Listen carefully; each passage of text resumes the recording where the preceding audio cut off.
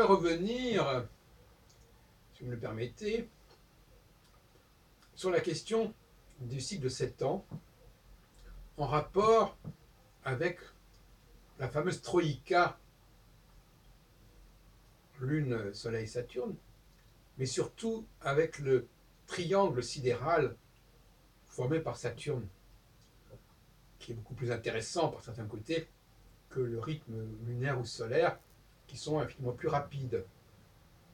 Parce que quand même, Saturne est quand même 30 fois plus lent que le Soleil. Et ne parlons pas de la... Il est à peu près 360 fois plus lent que la Lune. Et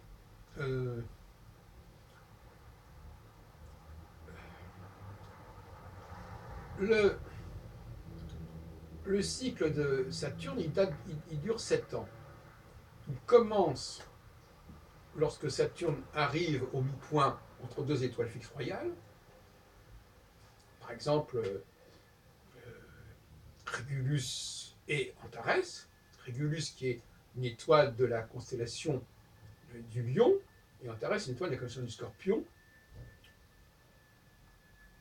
Et quel que soit le système zodiacal qu'on utilise, de toute façon, Saturne sera toujours au même endroit, sera toujours calculé facilement entre les deux étoiles fixes royales. Qu'on le calcule en constellation ou en tropique, enfin peu importe. De toute façon, l'angularité, elle est la même, le triangle est toujours là. Alors, je voudrais qu'on soit un peu pratique, si on veut. Voyez-vous, en ce qui me concerne, par exemple, en 2004, Saturne arrivait en... je vais ça tout de suite dans l'éphéméride. En 2004, Saturne arrivait en Cancer, était en Cancer. Donc on est très loin, on est au mi-point, on est très loin de la constellation d'Aldébaran, et on est encore très loin de Régulus. Donc on est bien au mi-point, et le mi-point, ça forme un triangle. Et alors, ce triangle, il va durer 7 ans, jusqu'en 2011. Qu'est-ce qui se passe en 2011 ? Eh bien, en 2011, on a un nouveau triangle sidéral, avec Saturne en balance, c'est normal. Cancer, balance. Balance, Capricorne, Capricorne, Bélier. Les 4 signes cardinaux sont concernés par le triangle. C'est quand Saturne arrive au milieu d'un des 4 signes cardinaux qu'il forme un triangle sidéral avec 2 étoiles fixes royales, l'une avant, l'une après. Quand on regarde mon activité au sein de la communauté astrologique française, on s'aperçoit qu'en 2004, il y a un grand congrès qui m'est tombé dessus, je ne sais même pas comment, et qui inaugure un processus qui va aboutir à la télévision astrologique. Donc là, c'est ce qu'on appelle un essai qui est transformé en quelque sorte. Donc au bout de 7 ans, le processus arrive à sa clôture, à sa conclusion. Parce qu'en 2011, finalement, je change ma politique complètement. J'arrête mes voyages en province, à l'étranger, et j'amorce une politique qui est d'abord une politique de causerie. Vous pouvez vérifier. C'est-à-dire qu'en fin de compte, je deviens l'acteur principal de mon support. Je décide de ne plus aller interroger les... Je continue à le faire un petit peu, mais ça devient résiduel. Je n'ai plus la dynamique pour cela, et donc ça se continue, et on est encore dans cette période-là. J'ai notamment, à partir de la fin 2013, j'ai pris complètement la maîtrise technique de mes prises de parole, alors que je passais avant par un webmaster, ou une webmaster, si on veut, en l'occurrence Sophie Artois, qui travaille maintenant pour Backlist TV. Donc, si vous voulez, c'est un processus qui a été enclenché et qui est complètement différent de la dynamique de 2004 à 2011, complètement différent. Cette 2004-2011 était complètement au service de la communauté astrologique, il fallait que les gens puissent s'exprimer, il fallait les écouter parler, etc. Ça a duré un temps, et puis à partir de 2011, il y a un nouveau triangle sidéral qui se forme. Saturne arrive donc, comme on l'a dit, en Balance, et donc il est au mi-point entre Régulus et Antares. Et actuellement, nous sommes avec Saturne sur Antares, et donc on arrive à la phase de croisière, en quelque sorte, du processus qui a démarré en 2011 et qui va se prolonger, en gros, jusqu'en 2018. Et là, vous pouvez deviner que si Saturne est en Balance en 2011, il sera en Capricorne en 2018, comme il a été 60 ans plus tôt, etc. etc. Alors, voilà ce que je voulais dire. Cette dynamique de 7 ans, elle existe bel et bien. Tout démarre sur les chapeaux de roue, quelque part. En tout cas, il y a un basculement au niveau de la problématique suivie et un renouvellement qui se produit. Les choses ne sont pas aussi brusques que cela, mais il y a quelque chose qui s'enclenche avec le triangle, la formation du triangle sidéral. C'est un signal d'enclenchement, de renouvellement, qui est perçu dans notre inconscient collectif. Parce que ce n'est pas un problème personnel. Il faut bien comprendre que quand je parle du triangle sidéral, ce n'est pas pour moi, Jacques Albron, c'est pour l'ensemble de l'humanité, pour l'ensemble des sociétés. Ça n'a rien à voir avec mon thème personnel. Vous avez bien compris ça, j'espère.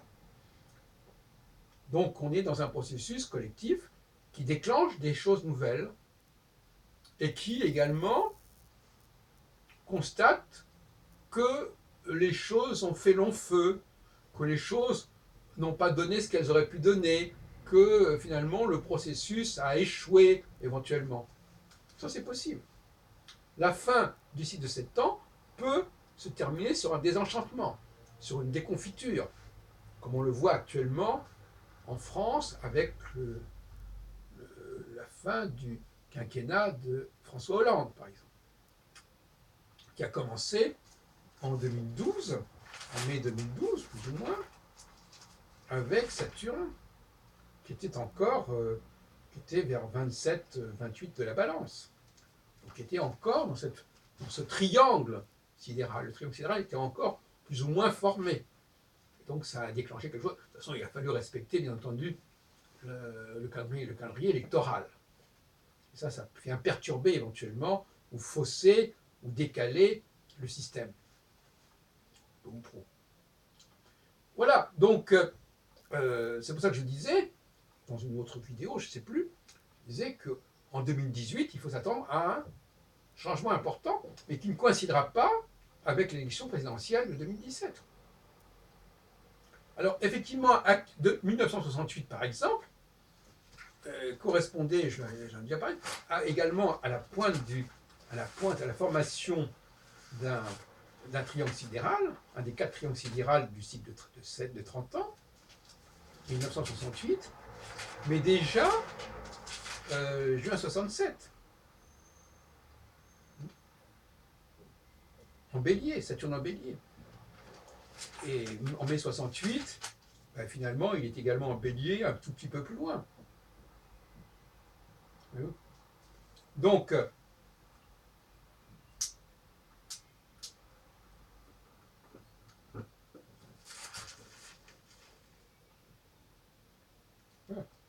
donc finalement, on est 67-68, ce sont des périodes très intéressantes parce qu'elles enclenchent une dynamique en Israël en 67 avec les changements considérables au niveau de la géopolitique, avec la récupération par l'État d'Israël de la vieille ville de Jérusalem, avec la fameuse histoire des territoires occupés qui s'appelle maintenant la Cisjordanie et la Palestine, on voudra. Il y a eu des changements de nom qui sont assez étonnants d'ailleurs.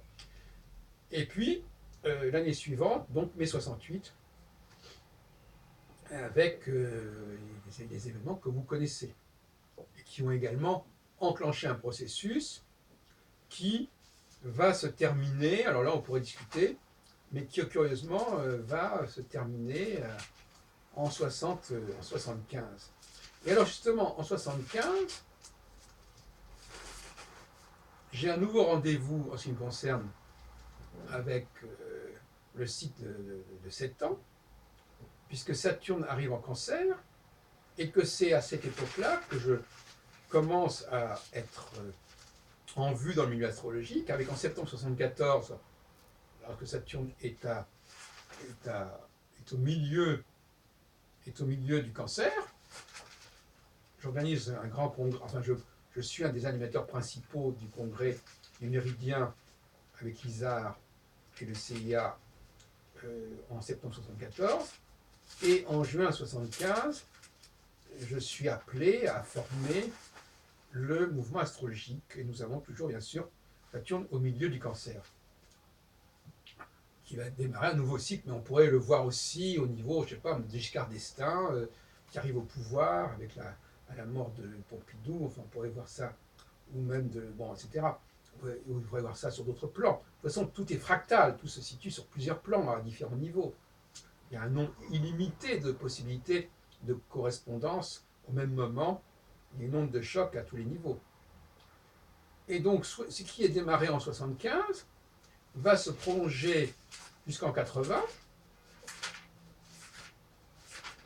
Et à partir de 80, qu'est-ce qui se passe à partir de 80 ?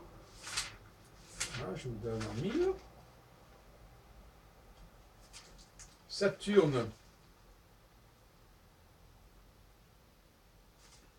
Alors, attendez, je regarde un petit peu parce que je ne vois pas très bien.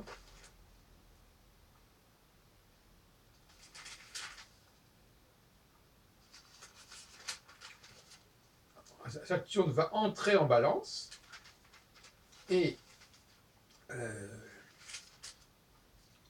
il arrive dans le 7-8 degrés de la Balance, moins de 180, et j'ouvre un nouveau cycle. Je laisse plus ou moins de côté les problématiques associatives dont je m'occupais depuis 75, 74, et je me lance dans une course effrénée aux bibliothèques, aux catalogues, je deviens un rat de bibliothèque, et ça me vient comme ça. Alors effectivement, et vous pouvez en témoigner, le développement de mon rapport extrêmement pointu avec les bibliothèques, avec les fonds de bibliothèque, avec les catalogues, date de 1980. Donc c'est voilà. Alors c'est intéressant parce que, en vous parlant, je me rends compte, même si ça ne correspond pas exactement à ma philosophie, je me rends compte qu'il y a une alternance par certains côtés, c'est-à-dire qu'il y a un changement de registre d'un cycle de 7 ans à l'autre. Enfin, mais est-ce que ça tient à la nature du cycle de 7 ans qui passerait par des variations, ou est-ce que c'est parce que chacun essaie de se renouveler et que donc tantôt il va dans un sens, tantôt il va dans l'autre?